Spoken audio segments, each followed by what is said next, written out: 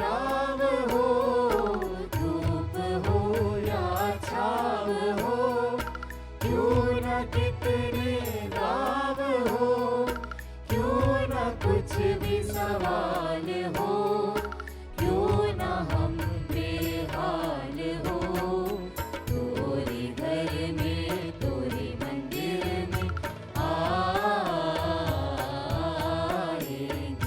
तोरे घर में तोरी मंदिर में आएंगे।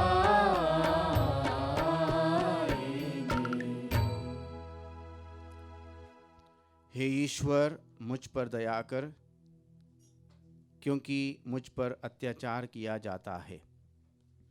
मेरे शत्रु दिन भर मेरे विरुद्ध लड़ते और मुझे सताते हैं। पिता और पुत्र और पवित्र आत्मा के नाम पर आमीन। हमारे प्रभु यीशु ख्रीस्त की कृपा, ईश्वर का प्रेम और पवित्र आत्मा का साहचर्य आप सबको प्राप्त हो। और आपकी आत्मा के साथ।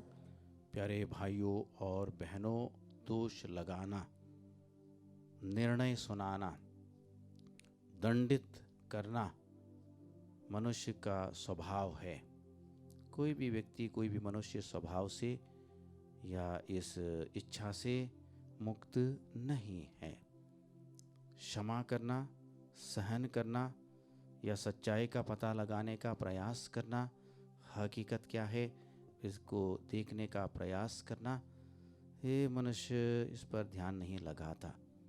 यदि किसी को दोषी ठहराया जाता है तो सब उस मिलकर उस पर पत्थर बरसाने लगते हैं।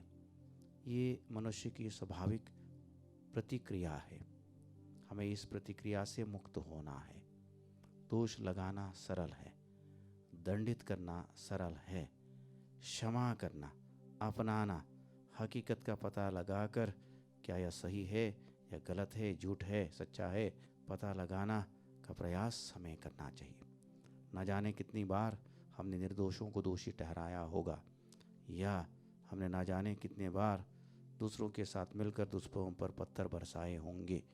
उन सभी अवसरों के लिए, बातों के लिए, प्रतिक्रियाओं के लिए हम प्रभु से क्षमा की याचना करें और सामान्य मानवीय स्वभाव से मुक्त होकर ऊपर उठकर जीने की कृपा आज हम प्रभु से मांगे। हे भाइयों बहनों, मैं सर्वशक्तिमान ईश्वर और आप लोगों के सामने स्वीकार करता हूँ कि मैंने मन, वचन और कर्म से तथा अपना कर्तव्य पूरा न करने से, अपने कसूर से, अपने भारी कसूर से घोर पाप किया है। इसलिए मैं नित्य कुमारी धन्य मरियम से, सब स्वर्ग दूतों, संतों और आप लोगों से, हे भाइयों बहनों, विनती करता हूँ कि आप लोग मेरे लिए प्रभु ईश्वर से प्रार्थना करें। सर्वशक्तिमान ईश्वर हम लोगों पर दया करे और हमारे पाप क्षमा कर हमें अनंत जीवन प्रदान करें। आमीन। हे प्रभु दया कर, हे प्रभु दया कर, हे ख्रीस्त दया कर, हे ख्रीस्त दया कर, हे प्रभु दया कर। हे प्रभु दया कर।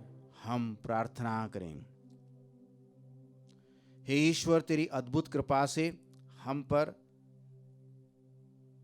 हर प्रकार की आशीष बरसाता रहा। ऐसी कृपा कर कि हम अपना पुराना स्वभाव त्याग कर नया जीवन अपनाएं और स्वर्ग राज्य की महिमा के लिए स्वयं को तैयार करें। हमारे प्रभु तेरे पुत्र यीशु ख्रीस्त के द्वारा, जो तेरे तथा पवित्र आत्मा के संग ईश्वर होकर युगान युग जीते और राज्य करते हैं। आमीन। सर्वशक्तिमान ईश्वर आपके होंठ और मन निर्मल करें, जिससे कि आप परमेश्वर के वचन को सुना सको। पिता और पुत्र और पवित्र आत्मा के नाम पर आमीन।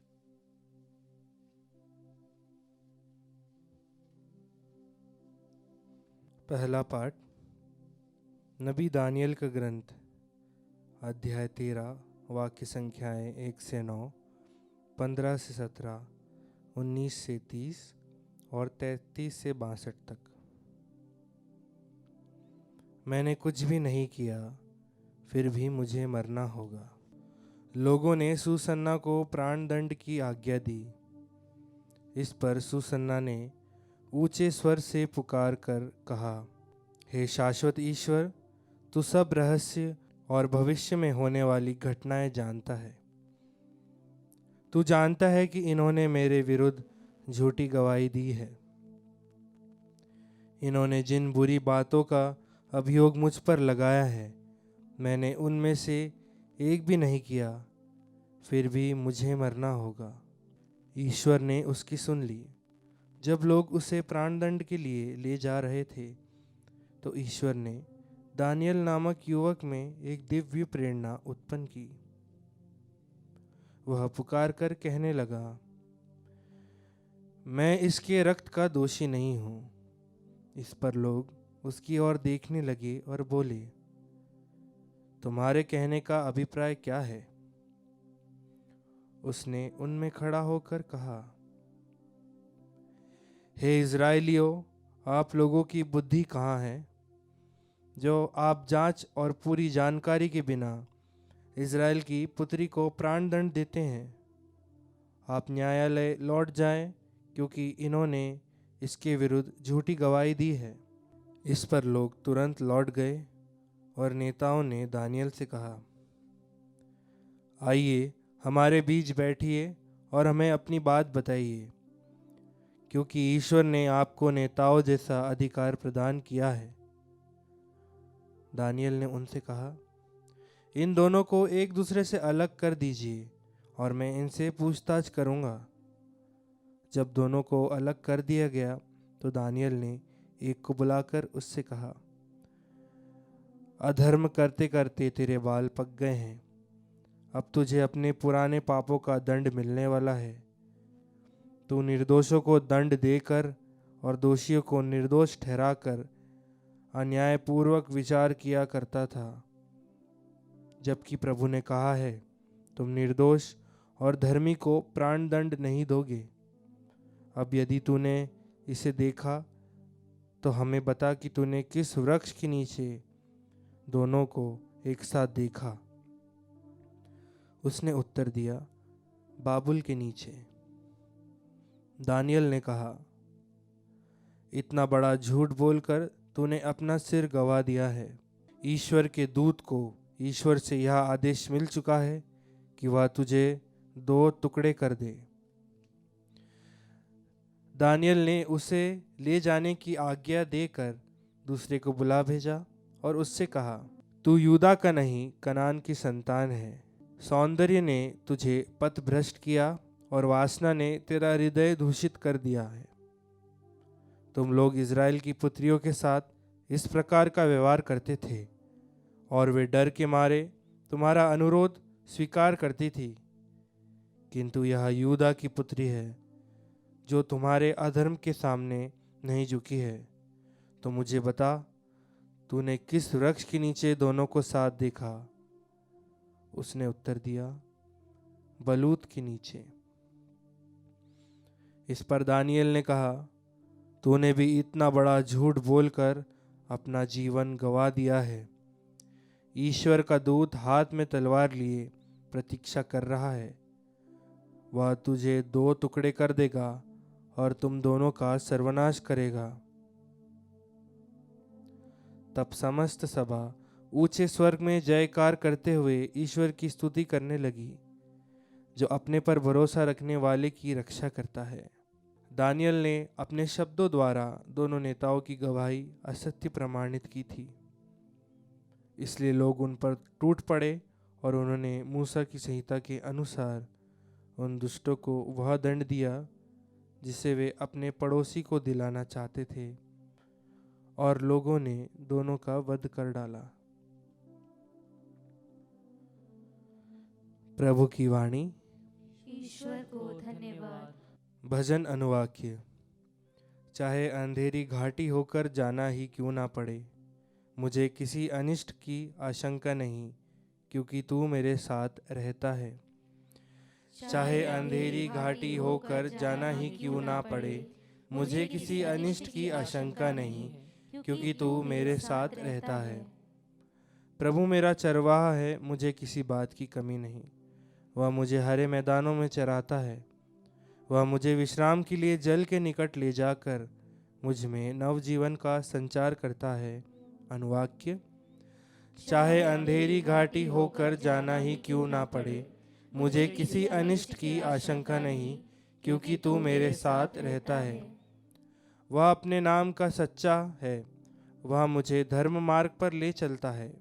चाहे अंधेरी घाटी होकर जाना ही क्यों ना पड़े, मुझे किसी अनिष्ट की आशंका नहीं, क्योंकि तू मेरे साथ रहता है।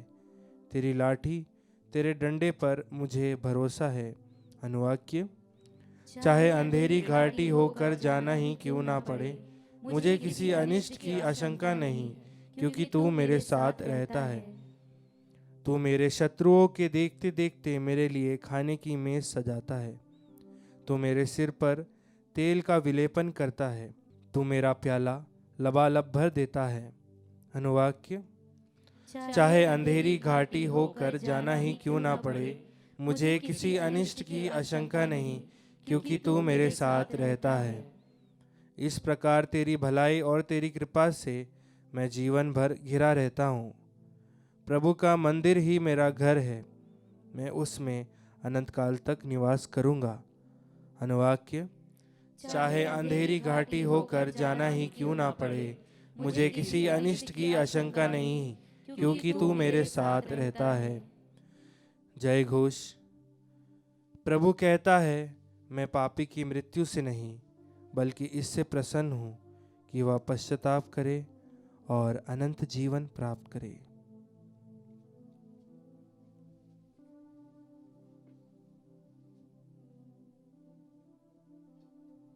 प्रभु आप लोगों के साथ हो और आपकी आत्मा के साथ।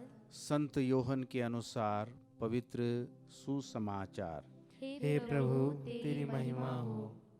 यीशु जैतून पहाड़ चले गए और वह बड़े सवेरे फिर मंदिर आए।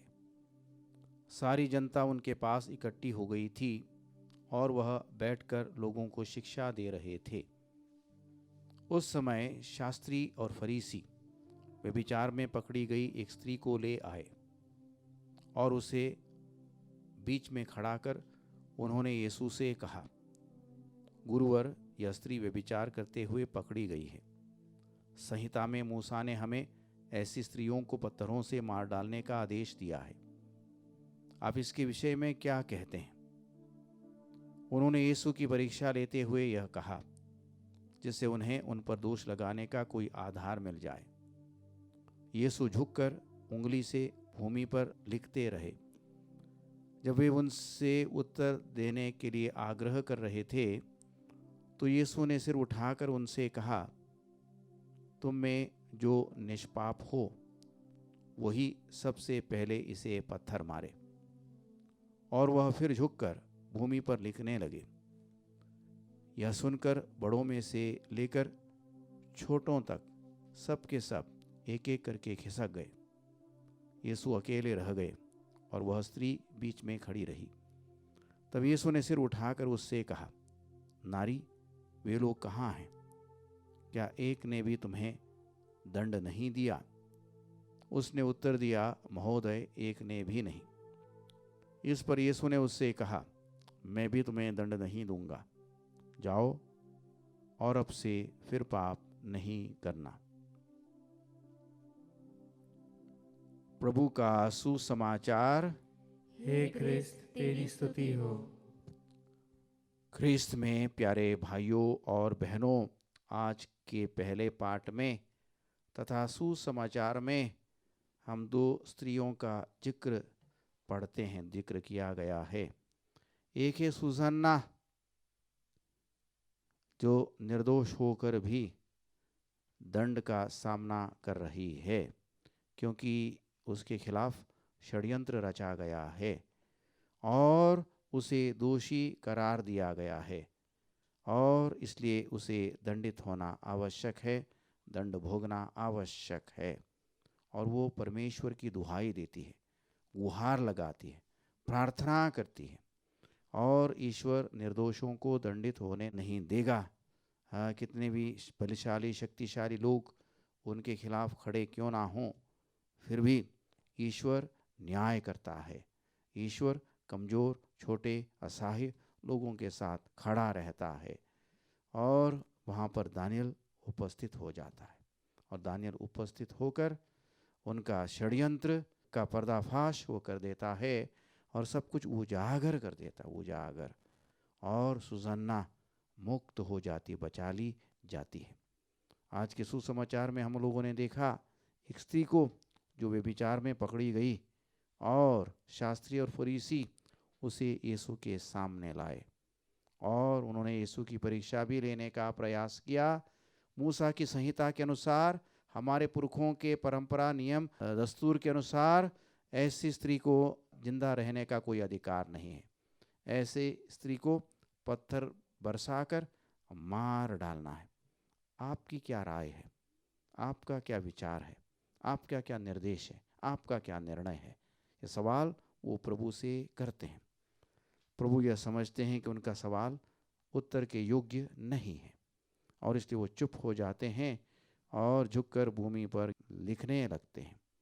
और वो जब आग्रह करते रहते हैं तो प्रभु अपना सिर उठाकर उनकी ओर देखते हैं और कहते हैं, तुम में जो निष्पाप हो वो पहला पत्थर मारे। दूसरा, तीसरा, चौथा, पांचवा पत्थर मारने से प्रभु ने मना नहीं किया। मारो, हजारों पत्थर मारो, 2 करोड़ पत्थर मारो, कोई आपत्ति नहीं, पर पहला पत्थर मारने योग्य व्यक्ति को सामने करो करके प्रभु उनसे कहते हैं, उन्हें चुनौती देते हैं। पहला पत्थर मारने योग्य व्यक्ति वहाँ नहीं था, नहीं मिल सका। यानी कि उपस्थित लोगों में से कोई भी पत्थर मारने योग्य नहीं था। फिर भी वो पत्थर मारने के लिए निकल पड़े हैं। प्यारे भाइयों और बहनों, यह मनुष्य की दुष्टता, निर्दयता, क्रूरता को दर्शाता है। मनुष्य ऐसा ही होता है। हम में से किसी को पत्थर बरसाने का अधिकार नहीं है। एक भी पत्थर उठाने का किसी के विरुद्ध हमें अधिकार नहीं है, योग्यता नहीं है। फिर भी न जाने कितनी बार हम लोगों ने दूसरों पर पत्थर बरसाया होगा, दूसरों को दोषी ठहराया होगा, दंडित किया होगा, दंड के लिए, न्याय के लिए हमने पुकारा होगा।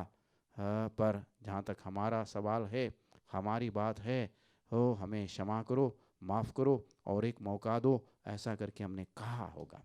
हम अपने प्रति दयालु बन जाते हैं, अपने को लेकर हम एक प्रकार से समझौता कर लेते हैं, पर यही बात हम दूसरों के प्रति नहीं करना चाहते। ये इंसान का स्वभाव है, ये इंसान की पहचान है। इस स्वभाव से, इस पहचान से हमें प्यारे भाइयों और बहनों ऊपर उठना होगा। यहाँ पर हम क्या देखते हैं कि न्याय के अनुसार उसे दंडित होना है, न्याय के अनुसार उसे दंडित होना है, क्योंकि वो व्यभिचारिणी है, समाज के लिए वो कलंक है और लोगों को गलत रास्ते पर ले जाती है और इसलिए उसको जीने का कोई अधिकार नहीं है। न्याय के अनुसार, कानून के अनुसार, नियम के अनुसार उसे दंडित होना है।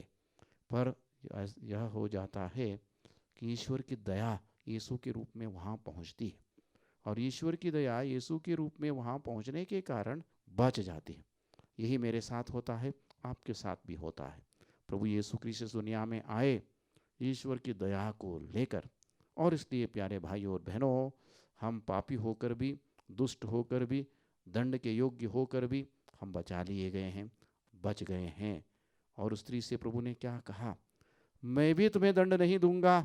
दंड देने योग्य वहाँ पर एक ही व्यक्ति था, वो प्रभु यीशु ख्रिस्त, और उसने दंड नहीं दिया प्यारे भाइयों और बहनों, क्योंकि प्रभु यीशु ख्रिस्त दंड देने नहीं आए थे। प्रभु यीशु ख्रिस्त हमें दंड से मुक्त कराने आए थे, हमें अपने पाप के लिए दोषी ठहराने नहीं आए थे, हमारे पापों को क्षमा करने आए थे। और इसलिए स्वाभाविक ही था प्रभु ऐसा करें। पाप स्वीकार में यही होता है, प्रभु हमसे हमारे पाप क्षमा करते हैं। जैसे उस स्त्री को प्रभु ने किया था, तुम्हारे पाप क्षमा हो गए। और फिर पाप नहीं करना करके प्रभु उससे कहते, हमसे भी प्रभु वही कहते हैं, तुम्हारे साथ पाप माफ़ हो गए, क्षमा हो गए, आगे ऐसी गलतियों को नहीं दोहराना, ऐसे पाप नहीं करना, किसी को दोषी नहीं ठहराना, किसी को दंडित नहीं करना। हम प्रभु से विशेष प्रार्थना करें, प्रभु की दया के अनुसार व्यवहार करने का, प्रभु के अनुसार जीने की कृपा हम प्रभु से मांगें। दंडित करने के लिए, पत्थर बरसाने के लिए दुनिया खड़ी है, पर हम इस दुनिया के साथ खड़ा ना होएं, वरन हम अकेले रहना हम स्वीकार करें। ये कृपा प्रभु जी हमें दीजिए करके हम प्रभु से प्रार्थना करें।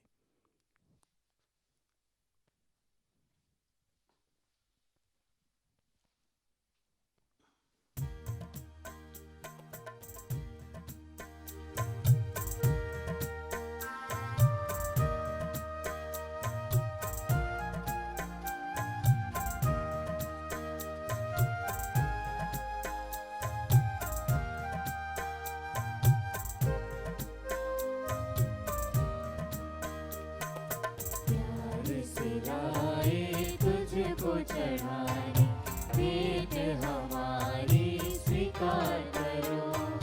प्यार से लाए तुझको चढ़ाने, भेंट हमारी स्वीकार करो। मेरे पिता, मेरे पिता, मेरे पिता, मेरे पिता, तन मन ये मेरा सब कुछ है तेरा। तुझ बिन प्रभु कोई ना मेरा, तन मन ये मेरा सब कुछ है तेरा। तुझ बिन प्रभु कोई ना मेरा। दिल तुझको चढ़ाने लाए, दिल तुझको चढ़ाने लाए। प्यार से लाए तुझको चढ़ाने, भेंट हमारी स्वीकार करो। भाइयों और बहनों, प्रार्थना कीजिए कि सर्वशक्तिमान पिता ईश्वर मेरा और आप लोगों का बलिदान स्वीकार करे।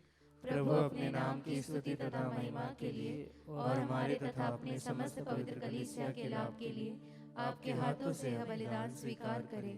हे प्रभु, हम पवित्र संस्कार का अनुष्ठान करने वाले हैं। ऐसी कृपा कर कि हम आत्मा की पवित्रता द्वारा अपनी शारीरिक तपस्या का फल सहर्ष प्रदर्शित करें। हम यह प्रार्थना करते हैं अपने प्रभु क्रिस्त के द्वारा। आमीन। प्रभु आप लोगों के साथ हो और आपकी आत्मा के साथ। प्रभु में मन लगाइए। हम प्रभु में मन लगाए हुए हैं। हम अपने प्रभु ईश्वर को धन्यवाद दें। यह उचित और न्याय संगत है। हे प्रभु पवित्र पिता सर्वशक्तिमान और शाश्वत ईश्वर, यह वास्तव में उचित और न्याय संगत है, हमारा कर्तव्य तथा कल्याण है कि हम सदा और सर्वत्र अपने प्रभु क्रिस्त के द्वारा तुझे धन्यवाद दें। तो शारीरिक तपस्या के प्रभाव से इन्हीं प्रभु क्रिस्त के द्वारा हमारे दुर्गुणों का दमन करता, हमारा मन अपनी ओर आकर्षित करता और सदाचरण के साथ उसका पुरस्कार भी प्रदान करता है। इन्हीं के द्वारा स्वर्गदूत तेरे प्रताप की प्रशंसा करते, प्रभुत्व तेरी आराधना करते और शक्तियाँ तेरे सम्मुख काम उठती हैं। स्वर्ग और उसका सामर्थ्य तथा धन्य सेराफीम एक साथ तेरी अर्चना करते हैं।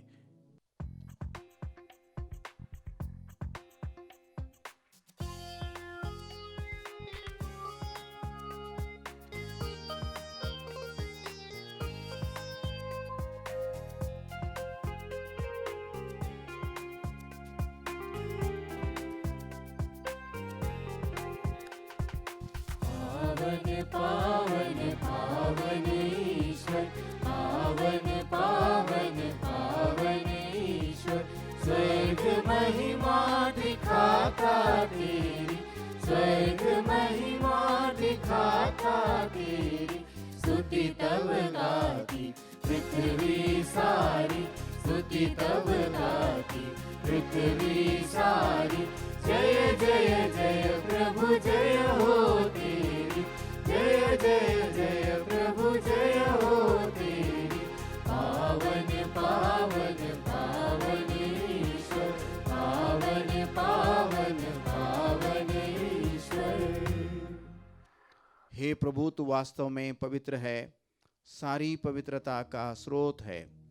हम तुझसे प्रार्थना करते हैं तू इन उपहारों को अपने आत्मा के संस्पर्श से पवित्र कर दे, कि हमारे प्रभु यीशु ख्रिस्त के शरीर तथा रक्त बन जाएं।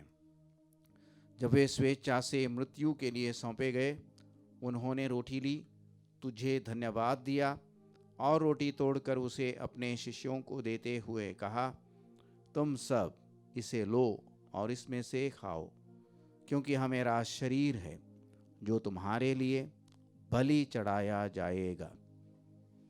हे मेरे प्रभु, हे मेरे ईश्वर।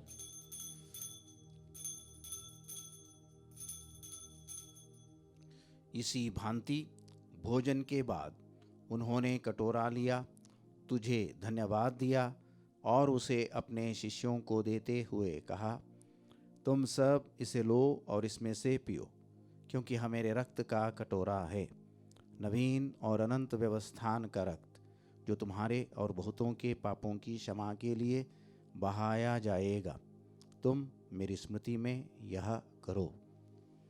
हे मेरे प्रभु, हे मेरे ईश्वर।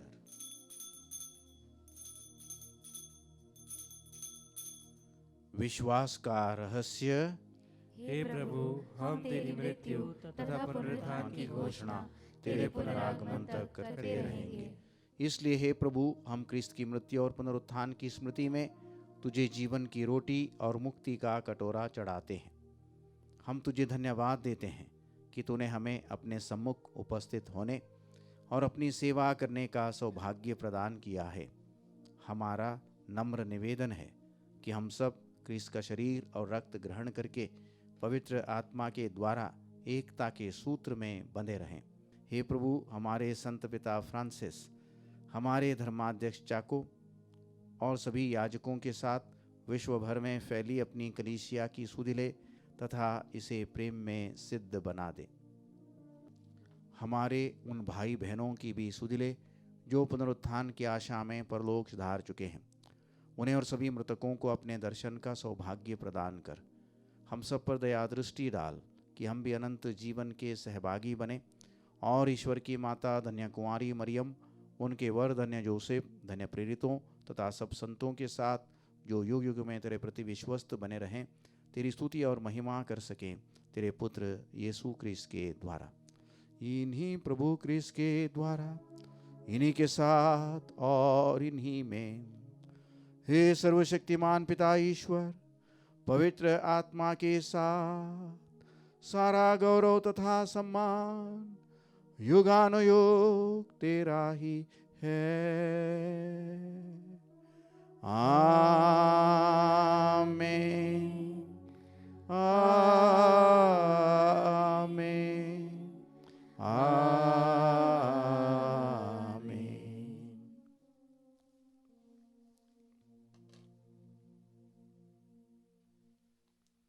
मुक्तिदाता के आदेश पर और दिव्य शिक्षा से सुदृढ़ होकर हम साहस के साथ प्रेम पूर्वक कहते हैं, हे हमारे पिता जो स्वर्ग में है, तेरा नाम पवित्र माना जाए, तेरा राज्य आए, तेरी इच्छा जैसे स्वर्ग में वैसे पृथ्वी पर भी पूरी हो। हमारा प्रतिदिन का आहार आज हमें दे और हमारे अपराध हमें क्षमा कर, जैसे हम भी अपने अपराधियों को क्षमा करते हैं, और हमें परीक्षा में न डाल परंतु बुराई से बचा। हे प्रभु, हम तुझसे प्रार्थना करते हैं, सभी बुराइयों से हमें बचा और इस जीवन में हमें कृपापूर्वक शांति प्रदान कर। हम तेरी दया से सदा पाप से दूर और हर विपत्ति से सुरक्षित रहें और उस दिन की प्रतीक्षा करते रहें जब हमारे मुक्तिदाता यीशु ख्रिस्त फिर आकर हमारी धन्य आशा पूरी करेंगे। क्योंकि तेरा राज्य, तेरा सामर्थ्य और तेरी महिमा अनंत काल तक बनी रहती है। हे प्रभु यीशु ख्रिस्त ने अपने प्रेरितों से कहा है, मैं तुम्हारे लिए शांति छोड़ जाता हूँ, अपनी शांति तुम्हें प्रदान करता हूँ। तुम्हारे पापों पर नहीं, अपनी कलीसिया के विश्वास पर दृष्टि डाल और कृपापूर्वक उसे शांति तथा एकता प्रदान कर। तू युगान युग जीता और राज्य करता है।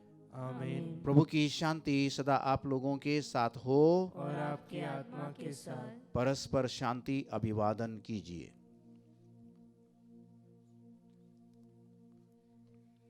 हे ईश्वर के मेमने, तू संसार के पाप हर लेता है, हम पर दया कर।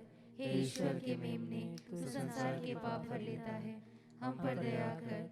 हे ईश्वर के मेमने, तू संसार के पाप हर लेता है, हमें शांति प्रदान कर।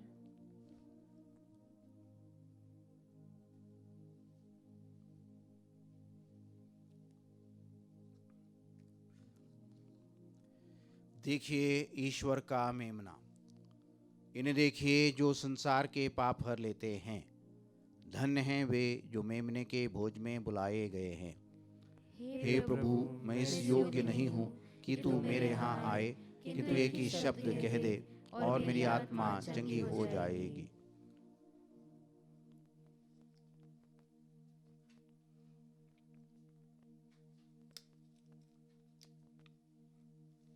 हे मेरे प्रभु यीशु, मैं सारे हृदय से विश्वास करती हूँ कि आप पवित्र यूकरिस्ती संस्कार में उपस्थित हैं। हे प्रभु, मैं सभी चीज़ों से बढ़कर आपको प्रेम करती हूँ और मेरी यही अभिलाषा है कि आप मेरी आत्मा में आकर बस जाएं, क्योंकि हे प्रभु, मैं आपको आज ग्रहण करने में असमर्थ हूँ। हे प्रभु, आध्यात्मिक रूप से आकर मेरे हृदय में समा जाइए। हे यीशु, मैं आज आप में एक होना चाहती हूँ और आप में समा जाना चाहती हूँ। हे प्रभु, यह कभी ना होने पाए कि मैं आपसे कभी अलग हो जाऊं। आमीन। नारी, क्या एक ने भी तुम्हें दंड नहीं दिया? प्रभु, एक ने भी नहीं। मैं भी तुम्हें दंड नहीं दूंगा। जाओ और अब से फिर पाप नहीं करना। हम प्रार्थना करें। हे प्रभु, हम तेरे संस्कारों की कृपा से सबल बन गए हैं।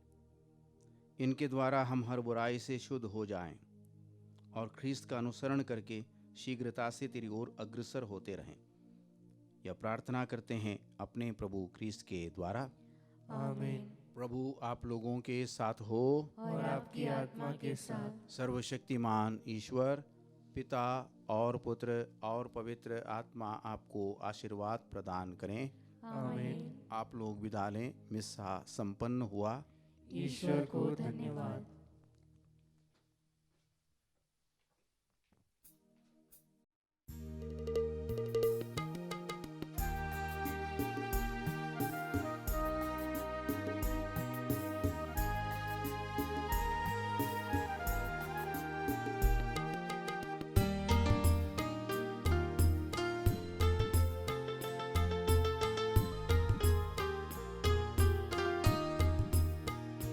जो क्रूस पे कुर्बान, वो मेरा मसीहा, हर